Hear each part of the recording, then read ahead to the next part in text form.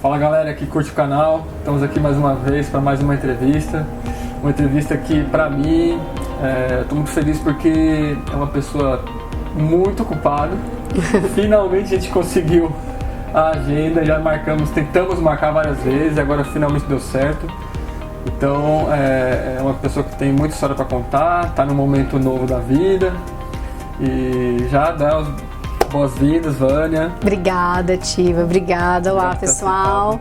Obrigada pelo convite. Estou muito feliz de estar aqui e espero poder compartilhar, levar para as pessoas aí um pouco da minha história, que eu acredito que tem várias partes aí bem importantes para eu compartilhar. Bom, eu sou a Vânia Haut, eu tenho 34 anos, vou fazer 35 ainda esse ano.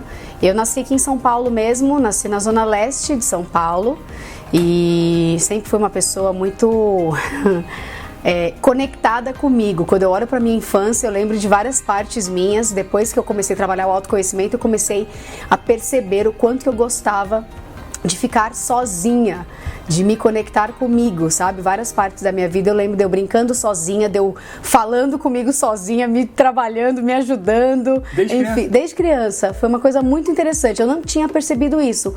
Seus irmãos? Você tem quantos irmãos? Eu tenho 3 irmãos, uma irmã que é mais velha, e meu irmão por parte de pai. Você teve alguma coisa, algum fato que você acha que marcou?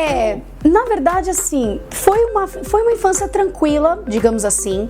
Lembro que foi marcante para mim, por exemplo, da minha infância, é a questão da separação dos meus pais, né? Os meus pais se separaram, eu tinha por volta de 8, 9 anos, mais ou menos. Mas eu não tinha muita noção. Naquele momento que meus pais estavam se separando, eu fui seguindo muito a minha irmã. O irmão mais velho, ele é muito referencial pro irmão mais novo. E o irmão mais velho, ele acaba se ferrando em várias situações, né? Porque ele é um corresponsável pelo irmão mais novo. Minha irmã, ela teve aí várias consequências por ser responsável por mim. Vai morar com quem? Como que a gente tem que fazer agora? Então minha irmã, não, a gente vai estar morando com a mãe, tal. Então assim, foi meio que um choque pra mim. Eu lembro que eu tive muita dó do meu pai. Isso foi uma coisa que eu não soube lidar. Porque ele teve que sair de casa? Por quê? Porque meu pai ficou sozinho, entende? Eu sempre tive uma ligação muito mais forte com meu pai. A gente não tem um contato tão próximo hoje, mas eu lembro que eu era muito... Sabe a filha que é meio puxa-saquinha do pai? Sim. Eu tinha esse perfil, eu gostava muito da atenção do meu pai. Eu gostava muito da atenção dele. Então, eu lembro que quando meus pais se separaram, foi pra mim... estranho, eu fiquei com dó do meu pai um pouco. Aí você acha que o sentimento que mais você lembra é que você ficou com dó do seu pai? A gente vivia falando pra minha mãe, mãe, separa do pai, separa do pai. Ai, que meu pai não veja esse vídeo. Essas histórias... Exatamente. Separa do pai e tal, por quê? Meu pai, ele sempre teve... aquele perfil mais durão, sabe? E a gente tinha um pouco de medo do meu pai. Meu pai cresceu com meu avô. A criação do meu pai foi sempre muito dura. Meu avô morreu por consequência da guerra. Nossa. Então meu pai é o único homem de 5 ou 6 irmãs. Então ele sempre educou a gente de uma maneira mais rígida. Então pra nós tinha momentos que a gente se irritava. Sabe aquela coisa de você... criança, né? Exato, de você odiar os seus pais. Tem momentos que a gente odeia, né? Porque eles brigam com a gente e chama atenção. Igual irmão também. Sim, com certeza. Eu e minha irmã, quando nós éramos pequenas, a gente brigava muito. Depois isso mudou. Mas eu lembro de fases a gente falando, vamos, mãe, separa do pai e tal. E depois, quando separou mesmo, eu falei, caraca, como assim? Meus pais se separaram. É muito estranho. A criança não tem esse discernimento. Nós fomos morar na casa dos meus avós. A gente começou a morar de favor, ficou meio distribuído. Eu morava na casa dos meus tios, na frente da casa da minha avó.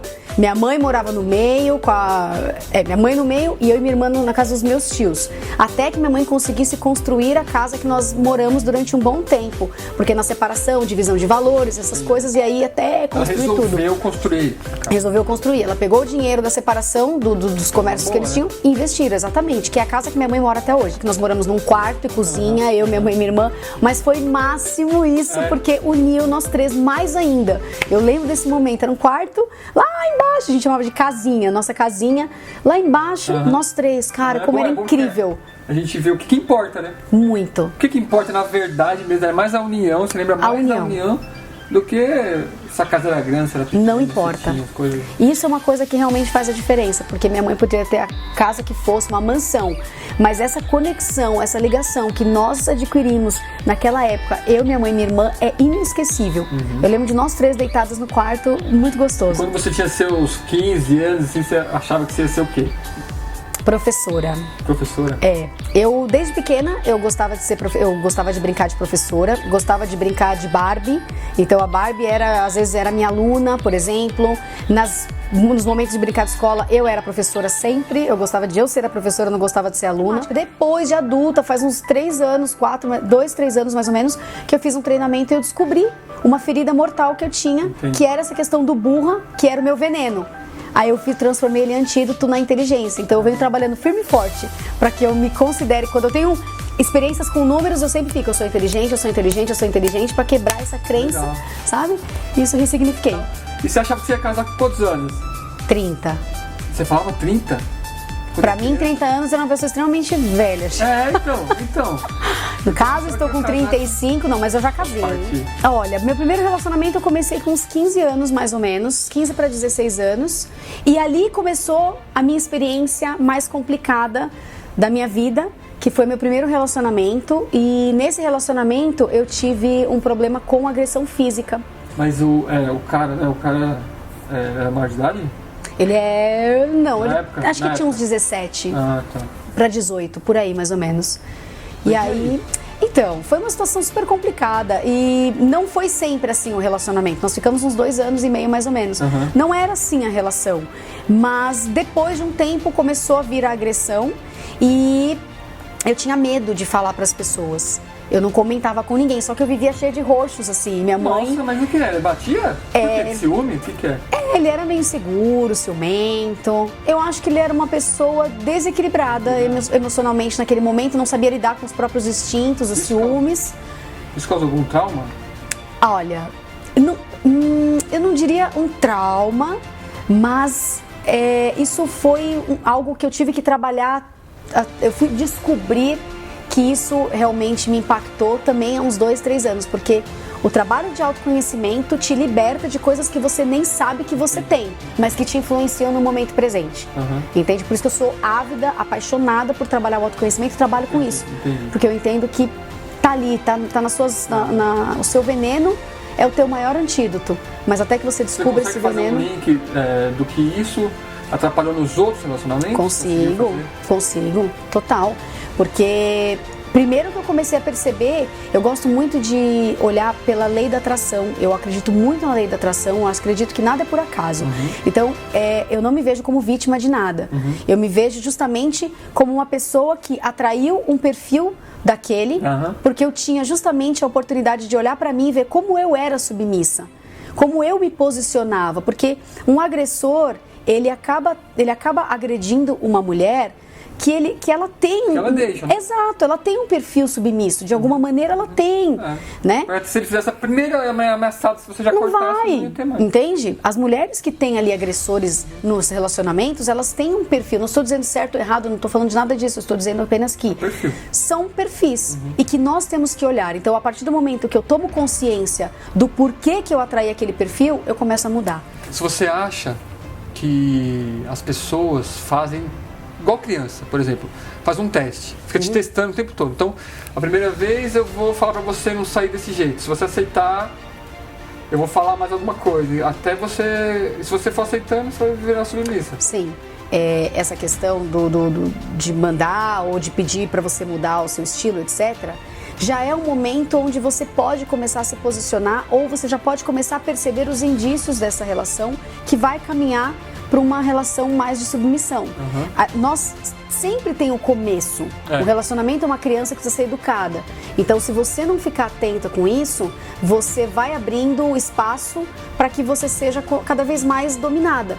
Então, sempre tem o começo. Não dá para falar que, eu não sabia que era assim, eu nunca percebi. Não, a gente percebe, a gente não quer assumir isso, porque a gente não quer se separar. E você acha que tem pessoas, a maioria percebe, mas você acha que tem pessoas que não conseguem perceber? Você percebia que você estava sendo submissa? Percebia. Você falava assim, eu vou aceitar porque vale a pena. Porque ele é legal? Eu acho que assim, percebe, é uma relação de barganha. Porque se você está se submetendo àquilo, é porque de alguma forma você tem algo bom naquela relação. Não é tudo ruim, porque senão você não ficava com a pessoa. Tem alguma coisa vantajosa. Aquela pessoa te dá coisas que você não encontra facilmente. Te dá um cuidado às vezes, te dá uma atenção, um carinho.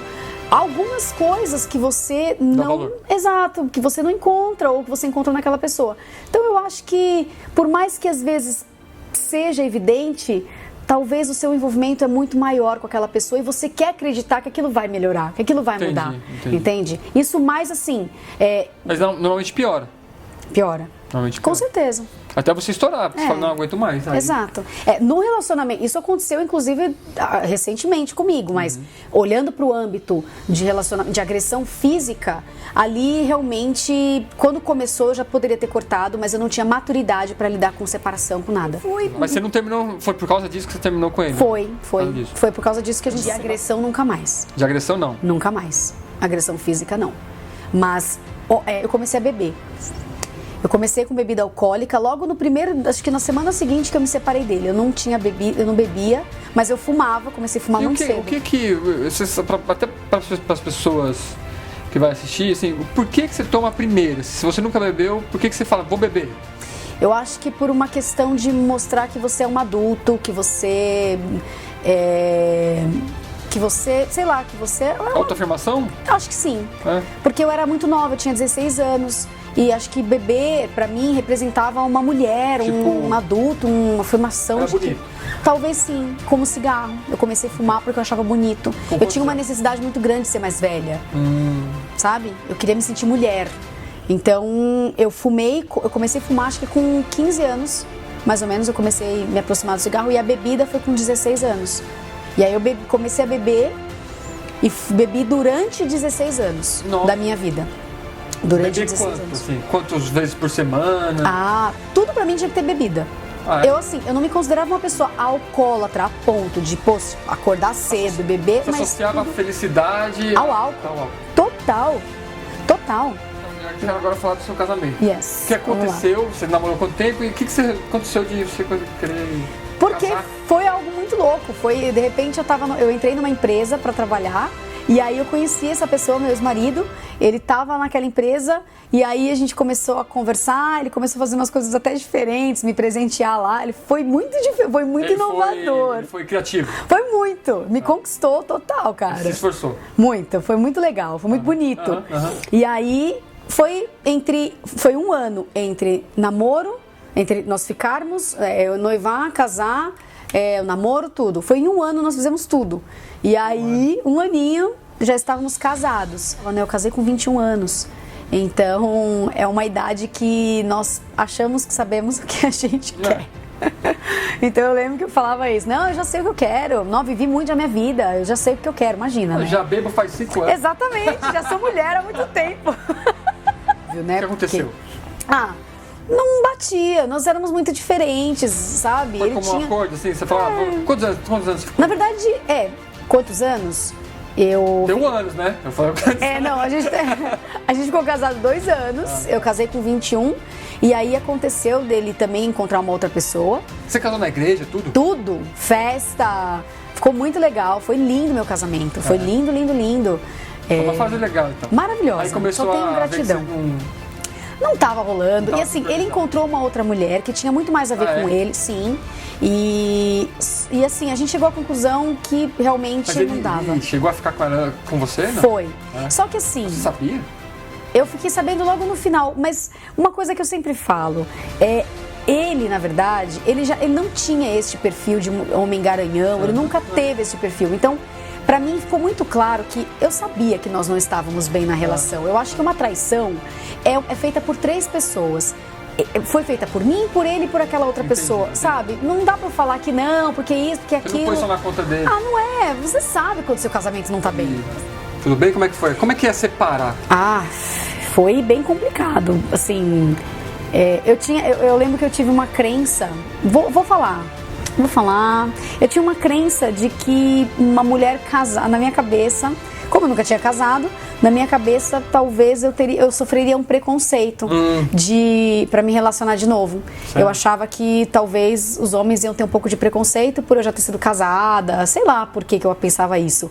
Mas não, isso não aconteceu. Depois eu já logo me relacionei com uma pessoa que foi super especial na minha vida também. A gente ficou juntos 1 ano, mas foi muito importante para o momento que eu estava vivendo, até para eu me resgatar de mim em questão de autoestima. Entendi. Foi fundamental.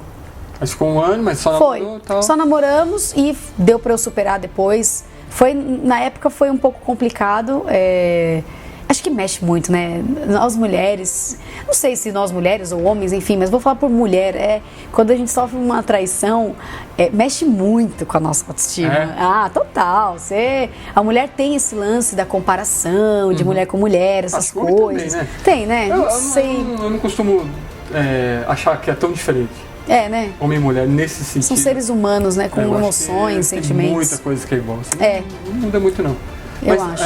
Mas e aí, você já tinha se formado para professora ou não? Eu me formei, verdade. Sério? Me formei, fiz pedagogia. Eu estava me separando do meu casamento já no último ano da faculdade e quase que eu parei. Quase que eu parei pelo momento que eu estava vivendo. Eu comecei a morar sozinha ali, a gente se separou. Foi aí que eu assumi a minha independência financeira total, assumi morar sozinha. Foi uma mudança muito bacana pra mim. E a faculdade eu estava finalizando, quase que eu parei, mas aí minhas amigas me incentivaram, eu consegui, finalizei, fiz minha formatura. Foi incrível, mas foi um momento desafiador. Mas eu não atuei como pedagoga. É uma profissão linda, maravilhosa, mas eu percebi que na verdade não era bem aquilo que eu queria. Então fiquei trabalhando até pouco tempo atrás na mesma empresa, né, na Altitude Software, durante 11 anos mais ou menos. Então sempre trabalhei nessa empresa, mas não atuava como pedagoga. Entendi. Mas aí, como é que foi os outros relacionamentos? Estamos falando de relacionamento porque... Tô tentando linkar. Na verdade, é o ponto mais desafiador da minha vida. Cada pessoa tem os seus desafios na vida, né? Tem pessoas que têm a parte financeira, tem pessoas que são relacionamento, família. No meu caso, o meu maior desafio sempre foi relacionamento. Então, foram várias coisas que eu vivi de relacionamento. Depois que eu me separei dessa pessoa, que eu fiquei 1 ano pós o meu casamento, foi aí que eu comecei eu tive um contato com drogas. Eu usei drogas mais ou menos durante 1 ano, quase. Nessa época você bebia e fumava? Bebia, fumava e comecei a usar drogas. Aí eu comecei a usar êxtase. Êxtase? Êxtase. Eu era da rave total, cara. Êxtase é tipo o que? A bala que eles falam? Não, é a bala, total. Só que eu não sei nada, né? Então, que bom. É bala? É bala. E aí fica ligadão. Você fica ligadão e assim, como todas as drogas, por que vicia? Porque é muito bom. Isso eu tô falando a real. É muito bom. Drogas é muito bom. Só que se fosse tão bom assim... Exatamente, gente. Não estou fazendo apologia para você usar drogas, mas eu estou sendo muito realista é bom, mas também tem um motivo para se chamar droga. Tem as suas consequências. É horrível. É bom a sensação, mas você se vê numa situação... momentâneo. Total. É horrível você ser dependente disso. O que o êxtase, por exemplo, te dá de ruim? De ruim? Cara, dá uma sensação de vazio, porque é um ápice tão forte de coisas boas, de sensação. Seus problemas acabam, você acha que você está no mar de rosas. Então é um ápice muito, muito forte de que você... Tudo depois que você sentir. Porque os teus problemas, eles continuam. Você acha que não, porque quando você toma uma bala, você simplesmente esquece de tudo, esquece literalmente, você é a pessoa mais feliz deste mundo. Só que depois que passa o efeito, você fala, cara, que porra é essa? O que eu fiz da minha vida? E aí você começa a ficar naquela necessidade, é horrível você ter coisas que te comandam. A verdade é que você não consegue mais ser feliz sem o êxtase. Foi. A minha ficha caiu quando eu percebi que eu não conseguia mais ir pra balada sertaneja, que eu sempre fui apaixonada, meu pai toca violão, eu sempre gostei disso, e caiu minha ficha, que eu tava meio que viciada, quando eu tinha a oportunidade de ir pro sertanejo, que era minha paixão, e eu queria ir pra balada eletrônica pra poder tomar bala. Foi quando caiu minha ficha. Eu falei, cara, eu estou viciada. E você se engana com o êxtase. Você acha que você não está viciado.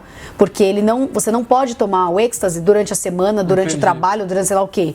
Você tem que tomar numa balada eletrônica. Eu acho que é um vício mais emocional do que físico. Total. Né? Não é físico. Seu corpo não vai pedir, mas a sua cabeça fala assim, pra ser feliz, eu tenho que tomar isso aí. Aquela música, aquela tal. Então, assim, só que assim, você vai se destruindo aos poucos, porque você não quer dormir. Você fica pilhado, cara. Você fica pilhado, você não dorme, você tá dançando o tempo todo. Essa fase você namorava? Não. Essa fase foi quando só balada. Só balada. Só balada, curti pra caramba. Foi muito gostoso. Foi legal e me trouxe uma experiência também. Como você parou? Como é que você conseguiu parar? Eu sempre fui uma pessoa que muito, eu não vou dizer religiosa, espiritualizada talvez não espiritualizada, mas confiante em Deus. Eu gostava muito, eu tinha muito esse lance comigo. Eu sempre, tudo que eu consegui na minha vida era nos meus momentos de oração. É quando eu abria meu coração e falava, me ajuda, meu Deus, me ajuda. Foi no momento em que eu fui para um centro espírita que eu frequento, que é o Perseverança. Eu fui passar numa triagem e eu pedi ajuda. Eu falei, eu tô passando por um processo de êxtase e eu não quero mais isso. Eu quero me tratar aqui, eu quero fazer sozinha. Ninguém falou pra você. Sozinha. Assim, mas o que leva a pessoa a começar? É amigos? Companhia? Não, no meu caso foi curiosidade. Vontade de... Tá vendo? Falando aqui com você, agora eu percebo. Talvez esse lance de querer me colocar, de me sentir mais dona de mim, talvez o fato de você usar uma droga representava uma responsabilidade comigo. Entende? Ninguém tem que me forçar nada. Eu sou responsável por mim, eu posso fazer o que eu quiser. Talvez uma autoafirmação minha devido aos meus relacionamentos também, que eu tentava me posicionar e não conseguia. Então, refúgio, você vai fugindo. Então, a bebida, pô, se eu beber eu me sinto mais mulher, eu me sinto mais engraçada, eu me sinto isso. É a dificuldade que você tem de ser você naturalmente. Então, você busca artifícios que, por um momento, eles até te ajudam a ser assim. Só que isso não é sustentável. Entendi. Então, eu não sei, posso estar errado, mas autoafirmação, né? Novo. Total, eu acredito que sim. Então eu queria mostrar pra mim que olha o tipo de droga, talvez que eu tô tendo acesso, mas porque eu tenho autocontrole, porque eu mando na minha vida. Você tem, né? Eu acho que você acaba tendo, porque até pra entrar e pra sair você vai sozinho. Sim. Eu sempre fui muito decidida em algumas coisas da minha vida. Quando eu quero uma coisa, eu quero e acabou. Então isso realmente faz a diferença pra mim. Sempre foi dessa maneira, sabe? Eu quero uma coisa, eu coloco alguma coisa na minha cabeça, eu sou obstinada por aquilo, eu vou até o fim. Então, se eu chego à conclusão que eu não quero mais, eu não quero mais. E realmente foi assim que eu fiz com o êxtase. Falei, eu não quero mais isso na minha vida. Aí parou. Parei. Aí voltou pra sertanejo. Aí voltei, consegui curtir minha vida, dançar, enfim. Aí comecei, isso foi uma das partes, mas eu ainda continuei bebendo, continuei fumando, tal. Aí eu encontrei uma outra pessoa, fiquei noiva dessa pessoa. Também percebi o mesmo perfil, mas era uma pessoa que tinha ciúmes de mim, que via coisas onde não tinha. Tinha mais ciúme que os outros. Eu acho que parecido. Sério? Talvez parecido. Era comigo. Eu tava sendo desafiada a me posicionar, a ver exatamente o meu valor como mulher. Eu atraía esse tipo de perfil porque eu queria. Eu queria homens que mandassem em mim. Eu queria homens que sentissem minha falta, que tivessem ciúmes de mim, porque isso pra mim era prova de amor, sei lá o quê. Então você atrai. Você ficou com esse seu noivo quanto tempo? 3 anos. 3 anos? 3 anos. Foi você que terminou? Foi. Na hora que você viu que foi. Tava mal? Foi. Na verdade, eu percebi que nós éramos muito mais amigos. Porque a gente se dava muito bem, a gente bebia juntos, curtia juntos, mas... Você bebia, então até nessa época... Tudo era bebida. Tudo na minha vida tinha... Você tinha quantos anos? 28. 28, mais ou menos. Então, assim, tudo tinha que ter bebida alcoólica pra mim. Então, eu atraí uma pessoa que também era muito parecida comigo. Semelhante atrai semelhante. Então, juntos, meu Deus, a gente tinha... O que aconteceu? Aí você terminou, você viu que não dava, tal, que era mais amigos. Exato. E aí? Aí eu me relacionei com uma outra pessoa. Depois de uns 2 meses, a gente se separou. Aí veio o meu último relacionamento, mais ou menos. E aí, nesse relacionamento, nós ficamos praticamente 3 anos juntos. E aí... me separei, desde então eu tô solteira já faz 2 anos. Mas esse daí não te fez ver alguma coisa? Esse fez, na verdade fez. Esse relacionamento, vamos dizer que foi o divisor de águas da minha vida, que foi meu último relacionamento. Foi uma pessoa que me ajudou a me perceber numa esfera que eu nunca imaginei. Ele tinha o perfil dele de ser um pouco mais machista, tal, e eu fiquei enlouquecida, muito apaixonada por essa pessoa. Eu gostei demais, foi a pessoa que eu mais gostei na minha vida. E essa pessoa, ela tinha esse perfil, e justamente com esse relacionamento eu comecei a perceber que eu não era a mulher que eu vim para ser, que eu tinha que me descobrir mulher, que eu não precisava mais buscar nos homens uma autoafirmação da Vânia com a Vânia. Eu podia ser eu.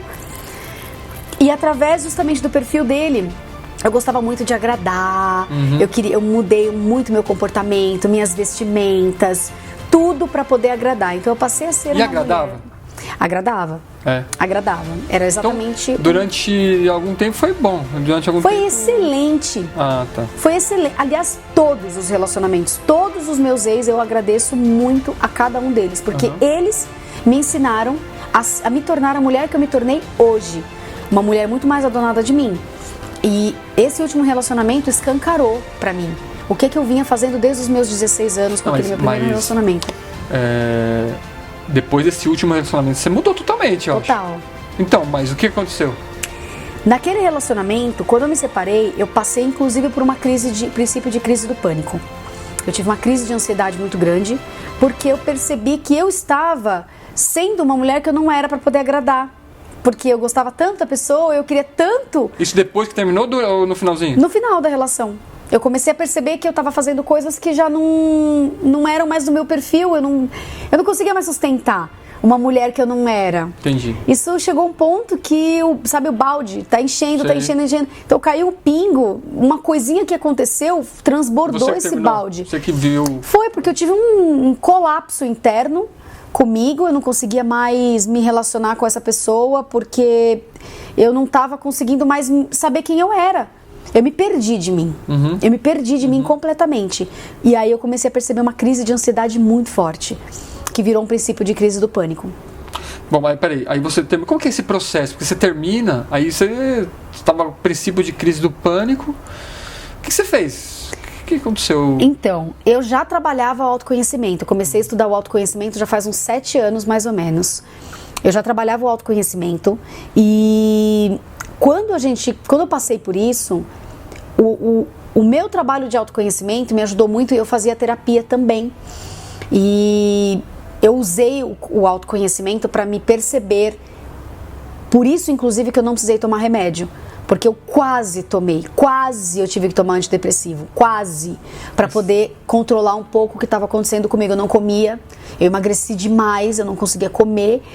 E aí, eu fiquei tão mal com isso, e o médico, o meu orto, virou pra mim e falou, toma meio Sbrubbles, não sei o nome do medicamento. Toma esse medicamento, e só pra você dar uma acalmada. Eu falei, não quero, e não tomei. Mas por que eu não tomei? Porque eu entendi o que estava acontecendo comigo.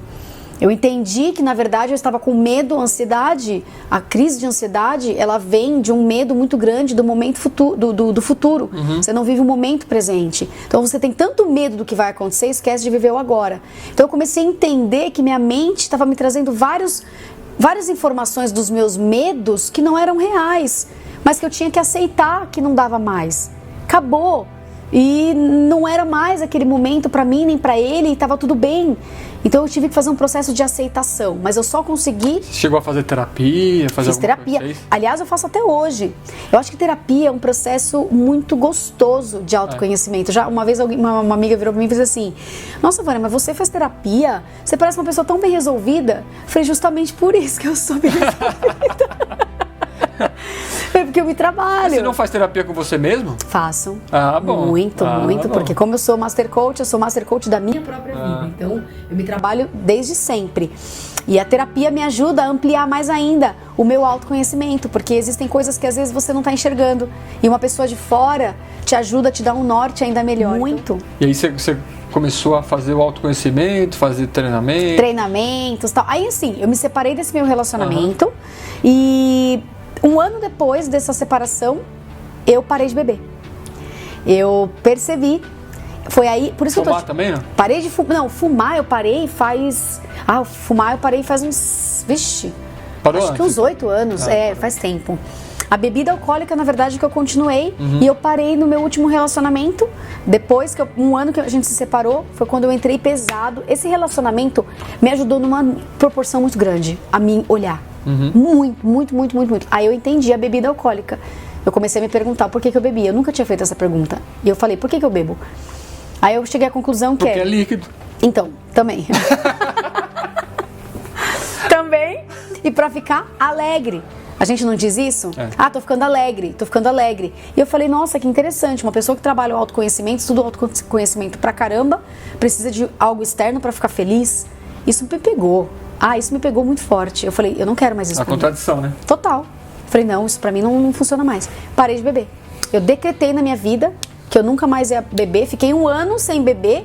E hoje eu aprendi a beber socialmente uma taça de vinho se eu quiser. Eu tenho total domínio, porque eu não tenho mais necessidade de ficar alegre com bebida, porque eu já descobri a minha alegria. A taça de vinho é para acompanhar alguém. Acompanhar uma comida, tranquilo. O sabor do vinho eu acho gostoso, um vinho tinto, eu acho uma delícia. Mas eu já percebo, quando começa a querer ficar zonzinho, eu já não tenho mais vontade. Porque eu já dei o comando na minha cabeça que isso eu não quero mais. Então é totalmente tranquilo isso pra mim. Sabe? E o cigarro eu já tinha parado também. E também, só que depois eu também enfrentei uma crise de compulsão alimentar. Ficar comendo que nem louca? Eu engordei uns 8 quilos a mais do meu peso. Fui morar fora do país. Fui morar na Espanha. Fiquei 3 meses lá. Ali também... Então desculpa te cortar, mas assim, a compulsão alimentar, eu imagino que assim, você também associa a felicidade à comida. Total. Mais ou menos isso. Quando você não sabe como você funciona, quando você você tem dúvidas ainda de lidar com as suas emoções, você vai buscar fora o que você não encontra dentro. Porque encontrar dentro dói. Até que você encontre, dói. Dói porque exige responsabilidade. Quando você encontra as suas perebas, você precisa colocar mudança em prática, você precisa abrir mão de alguns padrões que você achava que eram corretos, que eram legais. Você acha que você, relacionamento, por exemplo, submissão, você tem que agir, não basta só saber que você é submissa, você tem que começar a se posicionar como uma mulher não submissa. Isso dá um baita de um trabalho, porque você nunca fez isso. Você sempre foi submissa. Como é que eu faço para não ser submissa? Puta, eu vou ter que me posicionar, eu vou ter que falar o que eu quero, não, eu não consigo. É horrível, exige responsabilidade. Então é muito mais fácil a gente beber, comer, do que você ter. Eu sou assim, a síndrome da Gabriela. Eu nasci assim, eu morri assim, eu vou ser assim. É muito mais fácil.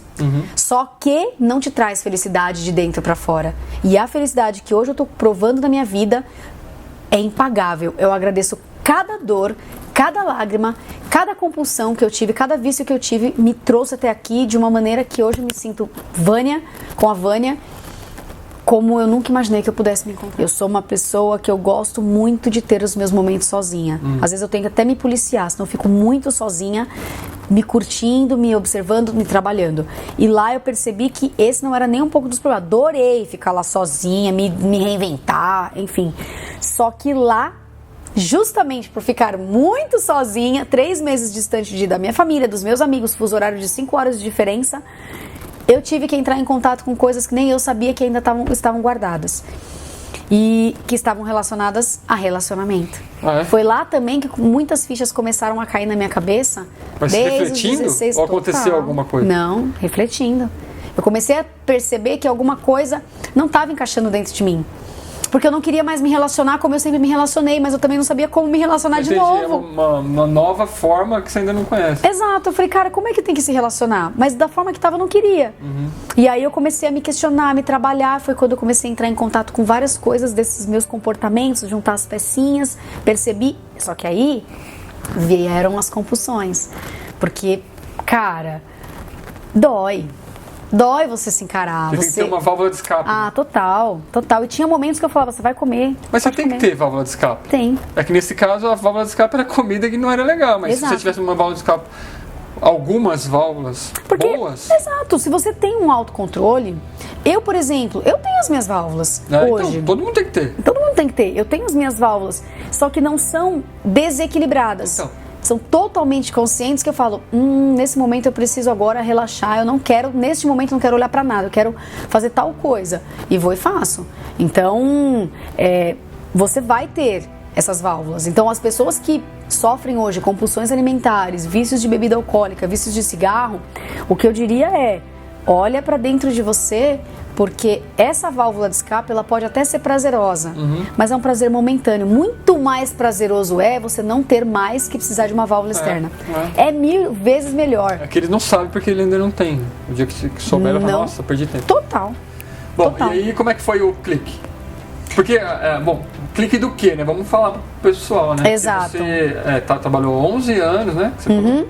11 anos na empresa. Na Altitude. Isso. E não era com o que você trabalha hoje. É. E você resolveu mudar. Exato. Eu comecei a estudar sobre coach. Eu em 2017 eu estava num evento que a minha terapeuta me levou, falou, preciso te levar num evento pra você conhecer o coach e tal. Fui lá, eu fechei a minha formação que eu queria de Master Trainer, que está relacionada a palco, palestras, que é o que eu sempre quis. Eu não tinha ideia de ser coach, nada disso. E tinha o pacote junto, beleza. Aí, o ano passado, eu voltei da Espanha e comecei a fazer as minhas formações. Fiz o trabalho de coach, me apaixonei enlouquecidamente, descobri o meu chamado, a minha missão, que é despertar a mente das pessoas para algo maior, o poder delas. E com o coach, com a hipnose. E agora, recentemente, eu terminei o Master Trainer, que foi o motivo que fez eu fechar todas essas formações. Fiz o Master Trainer pelo IBC e chegou um ponto que meu coração bateu mais forte, que eu falei, agora eu preciso seguir o meu chamado de alma. Então, hoje, eu não estou mais na empresa, eu saí da empresa e estou vivendo 100% de coaching, estou dando palestras, estou fazendo treinamentos de desenvolvimento humano e estou focando no empoderamento feminino, porque assim como eu descobri a minha mulher através das minhas dores mais profundas e eu descobri o quão bom foram todas as minhas experiências que me trouxeram até aqui, eu quero ajudar essas mulheres a olharem para dentro delas e a lidarem com relacionamentos abusivos. Não criticando, não julgando, porque isso é o que mais tem. Todo mundo julga, todo mundo critica. Mas é dar voz para essas mulheres e ser para elas um ombro ali, não um ombro, mas um recurso que elas podem contar para poder desabafar e que eu as ajude a melhorar os seus relacionamentos cada vez mais. Mas aí o seu coach é para profissional, é para relacionamento, é para... Na verdade, assim, a minha área, a minha categoria é Life Coach, tem a parte de business, etc. Eu gosto de Life e essa parte de Life Coach, ela tem um foco onde eu ajudo mulheres a se posicionarem dentro das relações, dentro dos relacionamentos. Exato, através do empoderamento. Pode ser relação no trabalho também. Pode ser. Qualquer pode relação. ser. Onde ela se sinta, de repente, com dificuldades de ser ela, ou que ela tem algum tipo de relacionamento abusivo, onde ela se sinta às vezes submissa, relacionamentos muito ciumentos, etc. Qualquer tipo de relação nesse sentido, eu ajudo essas mulheres a resgatar o poder delas, como eu resgatei o meu, e se posicionarem da melhor maneira, para que elas melhorem as suas relações, não para que elas se separem ou não, isso é uma questão delas, elas que vão decidir. Mas o meu trabalho é despertar a mente dessas pessoas. E também trabalho com desenvolvimento humano, com palestras e treinamentos de empoderamento pessoal. Então eu sempre faço meus conteúdos customizados dentro do que as empresas precisam. Então precisa trabalhar a parte comportamental, inteligência emocional, entendi, equilíbrio de papéis. Você pretende casar, ter filhos ainda não? Com certeza. Com certeza, eu acredito muito no relacionamento, eu acredito no amor. Esse negócio de que não tem relacionamento bacana, tem que ter traição, eu não acredito nisso. Eu acredito verdadeiramente quando duas pessoas estão engajadas em serem as suas melhores versões um para o outro, não tem como não dar certo. Quando você tira o olho de... Você tira aquela coisa de... a pessoa tem que me oferecer isso, eu quero um cara assim, e traz a responsabilidade pra você, eu quero oferecer isso pra pessoa, tudo muda. Você dá o seu melhor. E eu tenho certeza que é o melhor que você vai atrair. Seja o milagre que você espera nas pessoas. Bom, uma música. Música? Uma música. Uma música? Você fala, essa é a música que eu mais gosto, essa música marcou, essa música... Cara, eu gosto muito de uma música...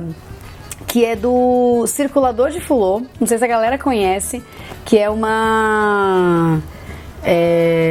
Ai, ai, ai, a minha alma foi passear quando eu fechei os olhos. Som de Bob. Eles regravaram, acho que de uma banda de rap. Exato. Essa música, você gosta dessa por quê?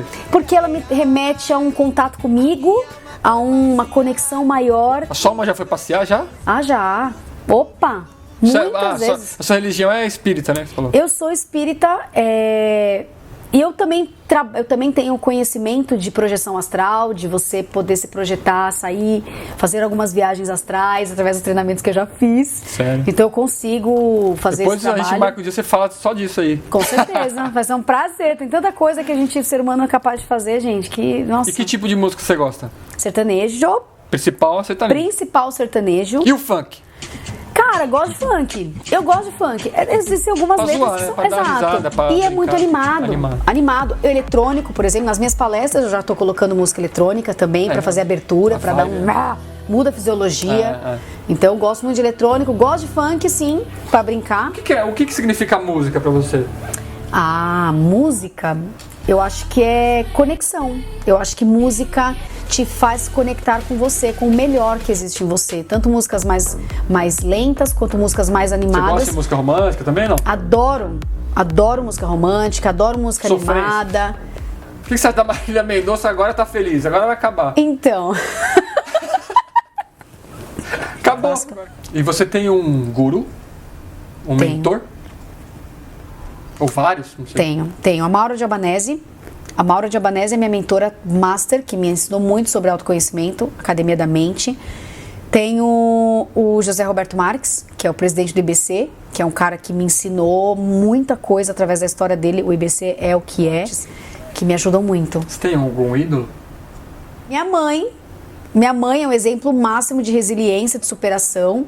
Eu acho que é uma pessoa que eu tenho ali uma admiração total por todo o exemplo dela de mulher.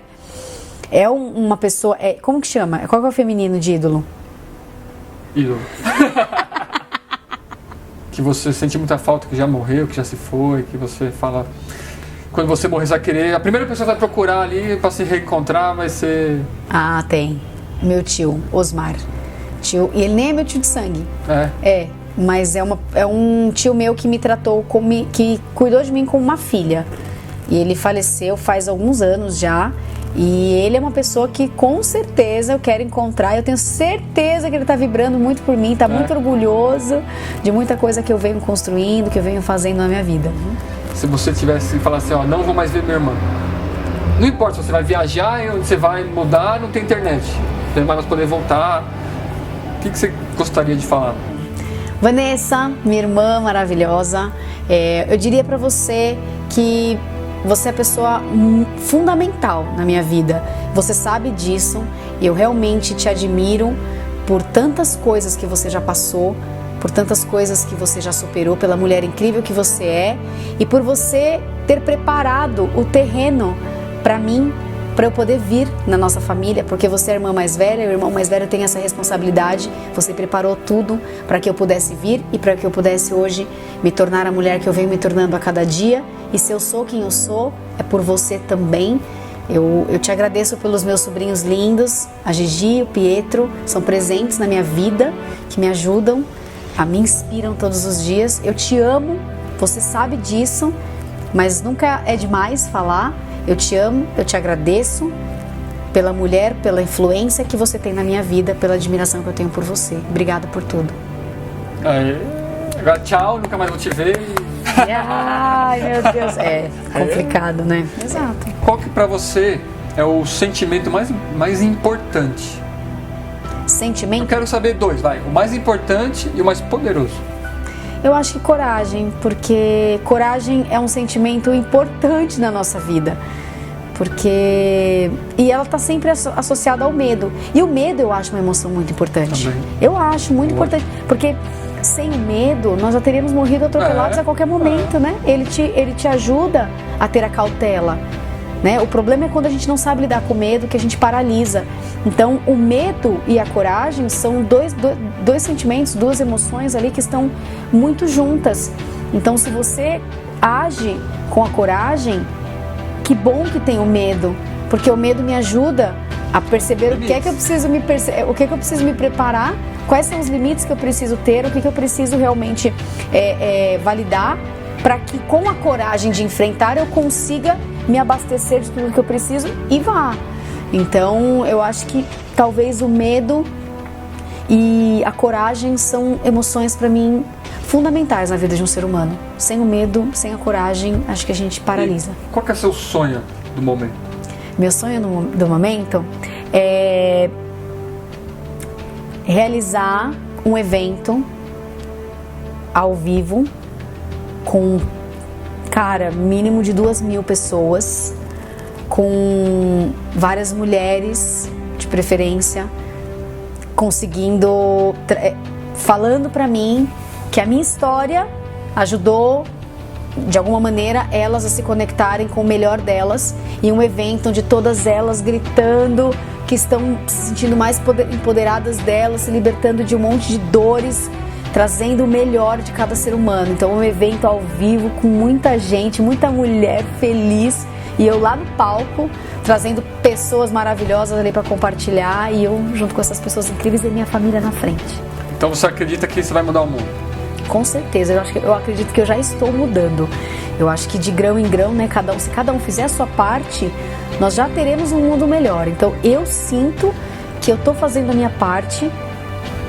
Se cada um ajudar 2? Exatamente. Já pensou? É verdade. É que nem a corrente do bem, né? Tem um filme, A Corrente do Bem. Cada um ajudar 2, 4, 8, 16, 32, vai que 34, vai. 28. É isso aí. Vai. Eu acredito muito nisso. Aquele negócio de ter aquela história de tinha milhões de estrelas do mar. Sabe essa história? Não. Muitas estrelas do mar, assim, o cara foi e pegou a estrela do mar e jogou na água. Aí o outro falou, meu, você acha que vai fazer diferença? Que diferença vai fazer se jogar uma estrela do mar na água? Não vai fazer diferença nenhuma. Pra essa estrela do mar, vai fazer diferença. Vai fazer diferença. É verdade. Porque essa entrevista você dedicaria pra quem? Pra quê ou pra quem? Quem? Pra quem? Uau! Eu dedicaria pros meus sobrinhos. Pros meus sobrinhos e eu acho que pra minha família, porque por mais que a minha família conviveu comigo, né, óbvio, eles às vezes não têm, né? Não sabe de tudo de você, não. Exatamente. Tem coisa que você contou aqui, eu acho que eles não. Eu também acho que não sabe, porque são momentos que a gente acaba, fases da nossa vida que passam, enfim. Então eu dedicaria a minha família, dedicaria aos meus sobrinhos para quando eles crescerem também, que eles possam ter acesso a esse tipo de informação, e a minha família por eles conhecerem um pouco mais. Seus filhos, né? E os meus filhos, é verdade. Os meus filhos, o meu futuro marido, também, meu namorado, meu futuro marido, porque para eles justamente conhecer a minha história, porque hoje, a mulher que eu me tornei, eu não preciso esconder mais nada de ninguém, e eu sempre fui uma mulher que sempre tentei esconder o meu passado, tentei esconder um monte de coisas por medo, de reprovação. Hoje, pelo jeito, você tem orgulho, né? Porra, cara, muito orgulho. Pra caramba. Eu tenho muito orgulho de ser mulher. Tá certo. Sabe? De ser eu, de ser mulher. Muitas você me fez pensar numa pergunta agora. O que é a Vânia, então? Pra acabar. A Vânia é uma mulher totalmente conectada com a luz e sombra dela. Eu hoje eu me aceito mais. Eu sou uma mulher que eu tô num movimento muito bonito, de muita aceitação. Eu já me chibatei tanto, eu já me maltratei tanto, a minha sombra gritou tanto na minha vida, e hoje eu entendi que eu sou luz e que eu sou sombra. E quanto maior a minha luz, maior a minha sombra. É como um prédio. Quanto maior o prédio, maior a luz, maior o sol pegando, maior é a sombra daquele prédio. Eu sou luz e sombra, e eu sou uma mulher hoje que me respeito, que me aceito e que quero compartilhar cada vez mais com as pessoas o bem que eu venho me fazendo todos os dias e a transformação que eu venho fazendo em mim. Então eu sou uma mulher. O que eu diria, mais uma vez, parabéns, e que eu acho que você tá no meio-dia. Sabe por que meio-dia? Por quê? Já viu como que é a sombra do meio-dia? Não. Meio? Não. O sol tá em cima, a sombra fica pequenininha. Pequenininha. Adoro! É assim que eu me sinto mesmo. Vocês tenham gostado, espero que você tenha gostado. Gostei muito. Foi bom pra você? Foi muito bom, foi muito legal. Gostei muito dessa oportunidade. Maravilhoso o trabalho que você está fazendo. Eu acho que cada vez mais pessoas têm que participar, têm que sentar aqui nesse sofá, participar, compartilhar a sua história, porque a gente consegue influenciar, né? Quantas vezes nós somos impactados. Todo mundo tem alguma coisa para ensinar. É verdade. E aí o que eu falo? Segue o canal. Isso aí. Segue o canal, dá o joinha. E se você tiver história, vem aqui. Vem pra contar. Me conte. Isso aí, gente. E depois me siga também lá no Instagram, Vânia_Haut, que vai ser um prazer também ter vocês comigo, me acompanhando um pouquinho desse meu despertar que ainda vai florescer muito. E eu quero que vocês acompanhem. Valeu, galera. Obrigada, Até a gente. próxima. Tchau, tchau. Obrigada.